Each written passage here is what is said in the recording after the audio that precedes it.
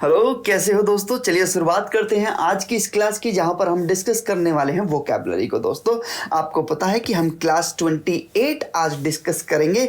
चलिए शुरुआत करते हैं बिना किसी टाइम को वेस्ट किए। पहला वर्ड आपकी स्क्रीन पर दोस्तों, प्रॉफिट शब्द का मतलब क्या होता है। उससे पहले कुछ बात कर लेते हैं। तो हमने 2-3 दिन तक वीडियो नहीं डाली थी दोस्तों, लेकिन उसकी वजह मैंने आपको बता दी थी कि मेरी थोड़ी तबीयत नासाज थी, तो उस वजह से मैंने थोड़ा गैप ले लिया। ठीक है ना, अभी मैं बिल्कुल ओके हूँ, बिल्कुल ठीक हूँ।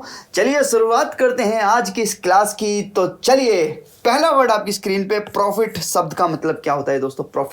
प्रॉफिट बोलते हैं मैसेंजर को, पैगंबर को, जो किसी गॉड का मैसेज लेकर आए धरती पर, उसको प्रॉफिट बोलते हैं। जैसे कि यहाँ पर देखिए, person who send by God, जो गॉड के द्वारा भेजा जाता है, to teach the people and give them message from God, जो लोगों को सिखाने के लिए, गॉड का मैसेज लोगों तक पहुंचाने के लिए एक तरह का पैगंबर जो होता है, उसको हम प्रॉफिट बोलते हैं दोस्तों। तो अगला वर्ड देखिए, प्रोसेलेट। देखो, प्रोसेलेट एक ऐसा व्यक्ति होता है जो अपना धर्म बदल दे, या अपना एक तरह से अपनी आइडियोलॉजी बदल दे, या अपनी पार्टी बदल दे, पॉलिटिकल पार्टी, उसको हम प्रोसेलेट बोलते हैं। यानी कि अपनी आइडियोलॉजी, अपना धर्म या अपनी जाति बदलने वाले व्यक्ति को हम प्रोसेलेट बोलते हैं। समझे ना। तो धर्म परिवर्तन करने वाला, पार्टी परिवर्तन करने वाला, या अपने एक तरह से ओपिनियन, अपने विचार ही जो बदल दे, उसको हम प्रोसेलेट बोलते हैं। इस पिक्चर में देखिए, यहाँ पर ये व्यक्ति क्या है ना, इसके पास आम आदमी पार्टी का भी पड़ा हुआ है ना, कांग्रेस का भी पड़ा हुआ है, और बीजेपी का भी मास्क पड़ा हुआ है। तो ये बदलता रहता है। तो ऐसे व्यक्ति को हम क्या बोलेंगे, प्रोसेलेट बोलेंगे। क्या बोलेंगे, प्रोसोलेट। ठीक है। अगला वर्ड देखिए, अगला वर्ड आपकी स्क्रीन पे, प्रोटोकॉल क्या होता है। देखिए, आपने सुना होगा कि प्रधानमंत्री ने आज प्रोटोकॉल तोड़ दिया। आज प्रधानमंत्री जो थे, अपने कारवा जो उनकी गाड़ी में वो जा रहे थे, तो वो वहां से निकल के पैदल चलने लगे, उन्होंने प्रोटोकॉल तोड़ दिया। तो इसका मतलब क्या है। देखो, प्रोटोकॉल का मतलब होता है कि कोई काम एक फिक्स्ड तरीके से किया जाए, वो प्रोटोकॉल के अंदर माना जाता है। कि अगर पहले से ही ये कंफर्म कर दिया कि कोई काम किस तरीके से किया जाएगा, उसके रूल्स और रेगुलेशन बना दिए जाए कि ये काम इसी तरह से होना चाहिए, तो ये प्रोटोकॉल के अंदर होगा। ठीक है। लेकिन अगर कोई व्यक्ति उस रूल और रेगुलेशन को, उस फिक्स्ड किए गए रूल और रेगुलेशन से बाहर निकल कर चला जाता है, तो उसको बोलते हैं कि प्रोटोकॉल तोड़ दिया है। यहां पर देखिए, a system of fixed rule and formal behaviour use at official meeting. एक सिस्टम होता है फिक्स्ड रूल का, जो किसी मीटिंग के अंदर या किसी ऑफिस के अंदर में ये अप्लाई किया जाता है, यूजुअली बिटवीन गवर्नमेंट। ये गवर्नमेंट के बीच में ज़्यादा होता है कि प्रोटोकॉल के अंदर रहना पड़ता है, कि जो रूल्स और रेगुलेशन होती है उसके अंदर रहना पड़ता है। इसको जो हम बोलते हैं प्रोटोकॉल कहते हैं। देखिए, यहाँ पर देखिए, औपचारिक अवसरों पर सुनिश्चित नियमों और प्रतिक्रियाओं की अवस्था प्राय दो सरकारों के मध्य होती है। ये अनौपचारिक शिष्टाचार इसको हम बोलते हैं, कि कोई काम अगर शिष्टाचार से किया जाए, औपचारिकता से किया जाए, तो उसको हम प्रोटोकॉल बोल देते हैं ना। यहाँ पर देखिए, प्रधानमंत्री जी क्या है ना, अपनी गाड़ी से निकल के चल दिए, ये एक प्रोटोकॉल का उल्लंघन है। यानी कि तरीका क्या होना चाहिए कि प्रधानमंत्री को अपनी सिक्योरिटी की चिंता करनी चाहिए और उनको गाड़ी में ही जाना चाहिए। लेकिन उन्होंने क्या है, प्रोटोकॉल को तोड़ा, उन्होंने औपचारिकता को तोड़ा, और उन्होंने क्या किया, वो जो रूल्स और रेगुलेशन थे उनको तोड़कर बाहर आए। तो इसको बोल देते हैं प्रोटोकॉल का उल्लंघन करना। ठीक है ना। अब यहाँ पर देखिए, अगला वर्ड है पुन। पुन का मतलब क्या होता है। देखो, पुन एक तरह का जोक होता है। यहाँ पर देखिए, the clever and humorous use of word that has more than one meaning.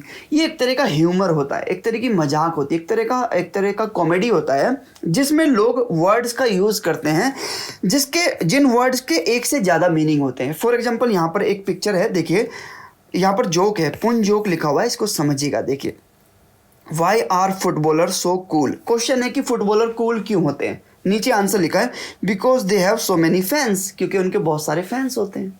ये एक जोक है। तो यहाँ पर फैन के दो मीनिंग है। यानी कि फैन का मतलब वो भी होता है जो किसी के फैन होते हैं, और फैन का मतलब वो भी होता है जो हवा देता है। तो यहाँ पर ये एक पुन है। पुन मतलब ऐसे वर्ड्स जिनके एक से ज़्यादा मीनिंग है और जो कॉमेडी और ज़्यादा ह्यूमर पैदा करता हो, है ना। तो ऐसे शब्दों को हम पुन बोलते हैं। ठीक है। अगला वर्ड देखिए, अगला वर्ड है पायरोमीनिया। देखो, पायरो का मतलब होता है फायर से, आग से। मीनिया का मतलब है किसी चीज़ के लिए पागलपन होना। तो पायरोमीनिया का मतलब हो जाता है कि कोई ऐसा व्यक्ति जिसको मन मतलब ऐसा मजा आता हो, आग वाग लगाने में मजा आता हो, तो इसको पायरोमीनिया बोलते हैं, है ना। कहीं पे भी आग लगाते हैं इसको बड़ा मजा आता है सेकने में, है ना, आग लगाने में, तो इसको ऐसे व्यक्ति को पायरोमीनिया बोल देते हैं। यहाँ पर देखिए an obsessive desire to set fire to things, जो बहुत ही ज़्यादा डिजायर रखता हो, बहुत ज़्यादा ऑब्सेसिव है, किसके लिए, चीज़ों में आग लगाने के लिए, तो ऐसे व्यक्ति को हम पायरोमीनिया बोल देते कि इसको पायरोमीनिया हो गया है, ये पायरोमीनिया से ग्रस्त है, यानी कि दहनो उन्माद होना, चीज़ों में आग लगाने की एक बीमारी होती है ना, इसको पायरोमीनिया बोलते हैं। अगला वर्ड देखिए रैंसम क्या होती है। देखो अगर कोई आपको किडनैप करके ले जाए और उसके बदले में पैसा मांगने लगे, तो वो जो चीज होती है कि किसी चीज के बदले में जब पैसा मांगा जाता है तो उसको रैंसम बोलते हैं, फिरौती बोलते हैं, है ना।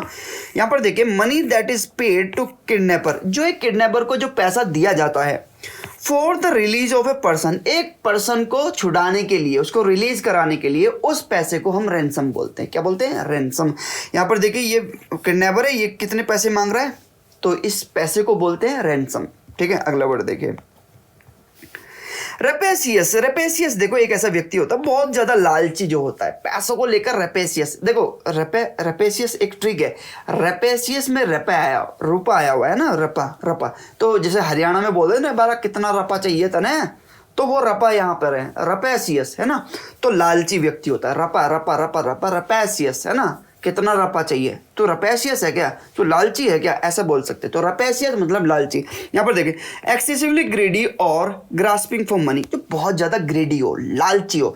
ग्रास्पिंग फॉर मनी, जो मनी को ग्रास्प करे, बिल्कुल एकदम कब्जे में करे, है ना, ऐसे व्यक्ति को हम रपेसियस बोलते हैं। क्या बोलते हैं? रपेसियस बोलते हैं। अगला वर्ड देखिए रिटेलिएट। रिटेलिएट का मतलब होता है, देखिए अगर किसी व्यक्ति ने आपको कुछ बोल दिया या आपके साथ कुछ गलत कर दिया, तो उसके बदले में जब आप कुछ प्रतिक्रिया करते हो तो उसे रिटेलिएट बोलते हैं, यानी कि प्रतिक्रिया करना, बदला लेने के लिए, है ना, या अपने आप को बचाने के लिए जो आप अटैक करते हो दूसरे पर, उसको रिटेलिएट बोलते हैं। जैसे कि हमने पढ़ा है हिस्ट्री के अंदर में कि अंग्रेजों के खिलाफ हमने रिटेलिएट किया था, कि उन्होंने हमारे पे बहुत ज़्यादा क्या किया था, जुल्म किए थे, और उसके बदले में हमने रिटेलिएट किया था, यानी कि हमने एक प्रतिक्रिया दी थी अपने आप को बचाने के लिए, है ना। तो इसको हम बोलते थे रिटेलिएट करना। देखिए यहाँ पर देखिए एन एक्शन और harm with a corresponding action in order to seek revenge, get even. Get even का मतलब है बदला लेना और डिफेंड वन सेल्फ। देखो हमने कॉरस्पॉन्डिंग का मतलब है कि जैसे कि एक दूसरे को, है ना, जैसा उसने हम पे किया ऐसे ही हम उस पे कर रहे हैं, तो इसको बोलते हैं कि हम रिटेलिएट कर रहे हैं, यानी कि हम क्या कर रहे हैं, अपना बदला ले रहे हैं, कार्रवाई कर रहे हैं, ना। ठीक है, अगला वर्ड देख लेते हैं। चलो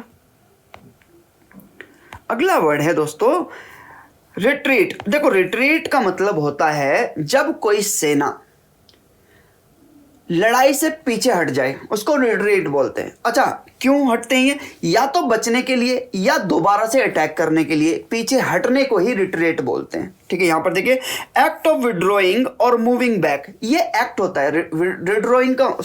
विड्रोवल का मतलब होता है कहीं से कुछ निकलना, है ना, या बाहर निकलना।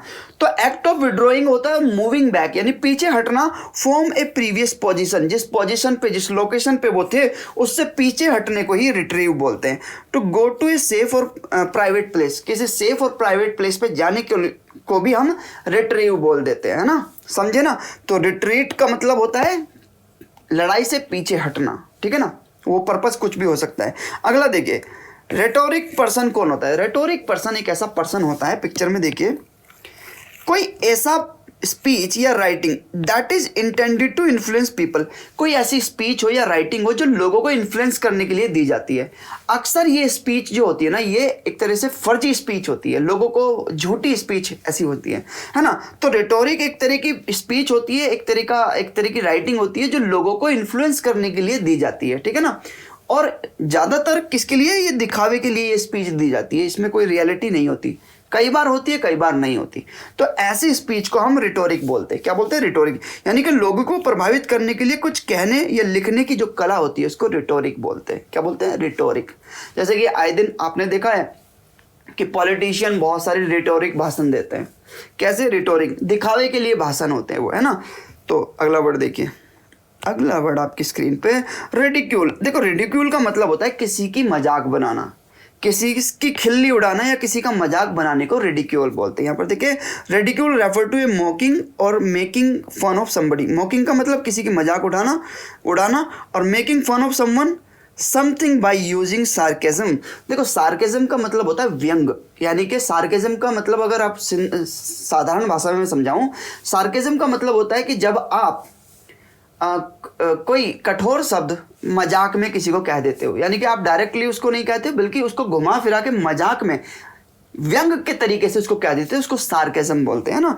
आयरनी, विडंबना और स्कॉर्नफुल लैंग्वेज, यानी कि मजाकफुल जो होती है, बहुत ही मस्ती वाली जो लैंग्वेज होती है, उसमें अगर आप किसी की मजाक उड़ाए तो उसको रिडिक्यूल बोलते हैं, रिडिक्यूल, है ना। ठीक है। रिचुअल क्या होता है? देखो, रिचुअल होते हैं रीति रिवाज, धार्मिक संस्कार। रिचुअल, ऐसे रिचुअल्स को हम सांस्कृतिक जो व्यवहार होता है, यानी कि धार्मिक जो संस्कार होते हैं, उनको रिचुअल बोला जाता है। जैसे कि आपने देखा हो, गंगा में नहाने जाते हैं तो एक तरह का रिचुअल है, यानी कि जो पुराने समय से सेम टू सेम चला आ रहा होता है, बिल्कुल उसी तरह से रिवाज चले आ रहे होते हैं, उनको हम रिचुअल बोलते हैं। ठीक है ना। अगला वर्ड देखिए, सैडिस्ट पर्सन कौन होता है? देखो, सैडिस्ट के दो मीनिंग होते हैं। सैडिस्ट के दो मीनिंग होते हैं। एक मीनिंग तो इसका ये है कि जब कोई व्यक्ति किसी को दुख पहुंचाकर खुश यानी सुख प्रदान करे तो उसको क्या बोलेंगे? सैडिस्ट पर्सन बोलेंगे। और दूसरा इसका मतलब है a person who get pleasure, एक ऐसा व्यक्ति जिसको मजा मिलता है, किससे? स्पेशली सेक्सुअली प्लेजर उस लेता है वो, फ्रॉम हर्टिंग अदर पीपल, दूसरों लोगों को हर्ट करके वो सेक्सुअली प्लेजर लेता है, तो इसको भी हम सैडिस्ट बोलते हैं। तो सैडिस्ट एक ऐसा व्यक्ति होता है जो दूसरे को दुख पहुंचाकर प्लेजर ले, खुशी ले, ऐसे व्यक्ति को हम सैडिस्ट बोलते हैं। चाहे वो किसी को पनिश करके करे या फिर सेक्सुअल एक्टिविटी से करे, दोनों में वो दुख पहुंचाकर प्लेजर कैप्चर करेगा, तो ऐसे व्यक्ति को हम सैडिस्ट बोलते हैं। ठीक है ना। अब देखिए, सैंक्टिटी का मतलब क्या होता है? अगला वर्ड है सैंक्टिटी का मतलब होता है पवित्रता की अवस्था। देखो, कोई चीज बहुत ज्यादा पवित्रता की अवस्था में अगर हो तो उसको हम सैंक्टिटी बोलते हैं। जैसे कोई मंदिर या मस्जिद या कोई गुरुद्वारा, ये सब पवित्र जगह होती है, तो इनको जैसे सेंटेंस के थ्रू देखिए, द एंशियंट टेम्पल, जो प्राचीन मंदिर है, was regarded with great sanctity, उसको माना जाता है बहुत ही ज़्यादा पवित्र, है ना। ग्रेट सैंक्टिटी माना जाता है, बहुत ज़्यादा पवित्र माना जाता है। तो सैंक्टिटी का मतलब केवल पवित्रता से होता है, होलीनेस से होता है ना। ठीक है। और सैक्रेड चीज से होता है। देखो, सैक्रेड का मतलब भी पवित्र होता है, होली का मतलब भी पवित्र होता है, और यहाँ पर सैंक्टिटी का मतलब भी पवित्रता से होता है। अगला वर्ड देखिए, अगला वर्ड है सैंग्विन। देखो, सैंग्विन का मतलब होता है कोई ऐसा व्यक्ति जो बहुत ज़्यादा ऑप्टिमिस्ट हो, आशावादी हो, है ना। यहाँ पर देखिए, चीयरफुल हो, बहुत ज़्यादा लाइफ को चीयर करता हो, बहुत ज़्यादा लाइफ को एंजॉय करता हो, होपफुल हो, आशावादी हो, and confident about the future, और जो फ्यूचर के बारे में कॉन्फिडेंट हो, बहुत ज़्यादा खुश रहता हो, बहुत ज़्यादा निराश ना रहता हो, है ना, बहुत ज़्यादा खुश रहने वाला व्यक्ति को हम सैंग्विन बोल देते हैं कि यार ये बहुत ज़्यादा कॉन्फिडेंट है, फ्यूचर को लेकर ज़्यादा चिंता नहीं करता है, ये बहुत ज़्यादा कॉन्फिडेंट है, इसको हम सैंग्विन पर्सन बोल सकते हैं। ठीक है ना। तो यहाँ पर देखिए, भविष्य के लिए प्रति आशावान होना तथा विश्वासपूर्ण और आशावादी होना, जीवन को सरल बनाओ और खुश रहो। ठीक है ना। कैसे व्यक्ति बनो? सैंग्विन पर्सन बनो, ऑप्टिमिस्ट पर्सन बनो। ठीक है ना। चलिए, अगला वर्ड देखिए, सैटायर। सैटायर क्या होता है? देखिए, सैटायर मैंने अभी बताया ना आपको। देखो, खराब या मूर्ख व्यक्ति विचार या आचरण का पर किया गया व्यंग, यानी कि किसी खराब व्यक्ति या किसी खराब चीज के ऊपर, मूर्ख व्यक्ति के ऊपर जो आप व्यंग करते हो, उसको सैटायर बोलते हैं। यानी कि व्यंग का मतलब है कि उसकी बुराई करते हो आप, लेकिन किस तरह से? एक तरह से ह्यूमरस वे में उसकी बुराई करते हो, है ना। उसकी आप मजाक उड़ाते हो, उसकी बुराई करते हो, लेकिन ह्यूमरस वे में, मजाकिया तौर पे, है ना, उसको आप बोल देते हो, तो उसको सैटायर बोलते हैं। जैसे पॉलिटिकल पार्टी को, हम प्रधानमंत्री को डायरेक्ट कुछ नहीं बोल सकते, लेकिन अगर हमें कुछ बोलना है, हमें उनकी बुराई करनी है, तो एक सैटायरिकल वे में हम कह सकते हैं, एक व्यंग्यतापूर्ण वे में हम कुछ कह सकते हैं उनको, है ना, मजाक के तौर पे हम उनको कह देंगे, लोगों को वो जोक लगेगा और आप वो बात भी कह दोगे, तो इसको हम सैटायर बोलते हैं। जब आप कोई चीज़ एक व्यंग्यपूर्ण रूप से कह देते हो, है ना, उसको सैटायर बोलते हैं। जैसे कि यहाँ पर देखिए, एक पिक्चर है, यहाँ पर बोल रहा है कि आप कह रहे थे कि राम नाम से शांति मिलती है, लेकिन हम तो अशांति के लिए राम नाम लेते हैं। आपको पता है कि जय श्री राम का नारा बहुत पुराने समय में शांति के लिए लिया जाता था, और आजकल जय श्री राम का जो नारा है लोग गुस्से में लेते हैं, है ना, बहुत ज़्यादा गुस्से में, और कई बार तो ऐसा हुआ है कि जय श्री राम का नारा लेते लेते लोगों को मार दिया गया। तो देखो, राम जो नाम है ना, वो कभी भी अहंकार का नाम नहीं हो सकता। राम कभी भी विरोध का नाम नहीं हो सकता। राम जो नाम है ना, ये कभी भी क्रोध का नाम नहीं हो सकता। राम प्रेम है। राम जो है ना, वो एक तरह से आदमी को, मतलब इंसान को इंसान बनाने वाला जो शब्द है वो राम है। जैसे हम बोलते हैं ना सिया राम, हम जय श्री राम अकेले में नहीं बोलते, हम बोलते हैं सिया राम। सिया का मतलब सीता और राम दोनों की जो जोड़ी है, प्रेम वाली जोड़ी है, हम साथ में नाम लेते हैं। तो राम कभी भी क्रोध का नाम तो हो ही नहीं सकता। राम तो मोहब्बत का नाम है, प्रेम का नाम है, जो सिया राम हम नाम लेते। तो अभी क्या है ना, कुछ सिचुएशन ऐसी बनी हुई है कि लोग जय श्री राम का नारा लगाकर कुछ भी कर देते हैं और उनको लगता है कि वो सही कर रहे हैं। मेरा ये मानना है कि जय श्री राम मोहब्बत प्रेम का नाम है। ये एकता को बढ़ाने वाला नारा है। मैं मुस्लिम होते हुए भी मैं खुद इस जय श्री राम के नारे से लगाव रखता हूँ, लेकिन इसकी मीनिंग अभी लोगों ने बहुत अलग कर दी है। जय श्री राम का मतलब उन्होंने बहुत गुस्से वाला कर दिया है, लेकिन जय श्री राम का मतलब है प्रेम से। जय श्री राम का मतलब है कि एक डिवोटी से, दूसरों के प्रति प्रेम से नाम है इसका मतलब, है ना। लेकिन अभी क्या है ना, कुछ बदल गया, लेकिन हम सुधारेंगे अपने देश को जरूर, है ना। चलिए अगला वर्ड देख लेते हैं। अगला वर्ड है स्केप्टिक। स्केप्टिक का मतलब क्या होता है? देखो, संदेहवादी, जो चीज़ों पे शक की नज़र से देखे उसको स्केप्टिक बोलते हैं कि यार इसकी नज़र बहुत स्केप्टिक है, ये हर चीज़ को संदेह की नज़र से देखता है, उसमें सही और गलत देखता है कि, है ना। तो a person who doubt that something is true right, एक ऐसा व्यक्ति जो डाउट करे हर चीज़ में कि ये सही है या गलत है। लेकिन स्केप्टिक होना सही है।